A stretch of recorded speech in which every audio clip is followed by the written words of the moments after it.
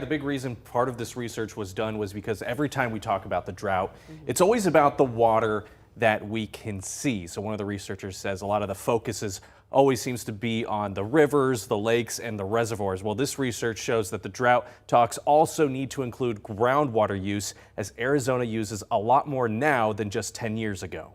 Being in a desert, water is a precious resource, with many turning to groundwater for their homes, businesses, and fields. But new research is showing that this water is now being used faster than it's able to naturally refill. There is nothing to be very scary about it now, but this is a situation, and the early we take action is much better for our sustainability, water sustainability. Lead researcher Karim Abdelmassum with ASU analyzed data from NASA satellites that are able to measure the amount of groundwater in an area.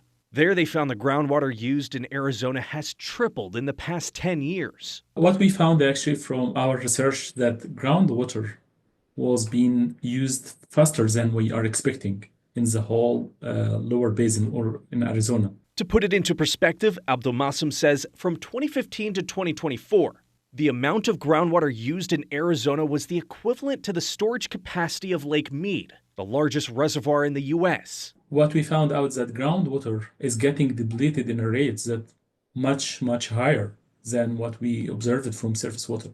So maybe this is a time that we have to give more attention for groundwater and see how we can manage this in a way that we can slow down the depletion.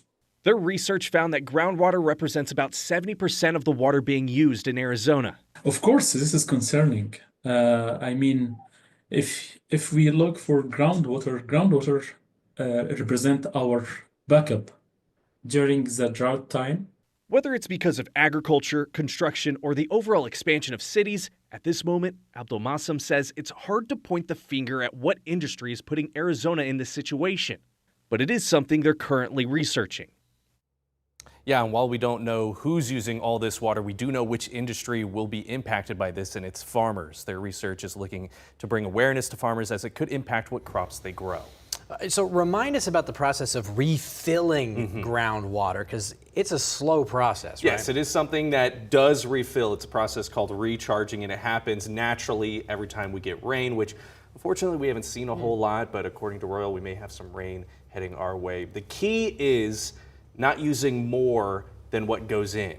So that's really the tricky part there, because yeah, we do live in a desert. We don't see a whole lot of rain. Such a delicate dance there. All right, Sarabia live for us. Thank you.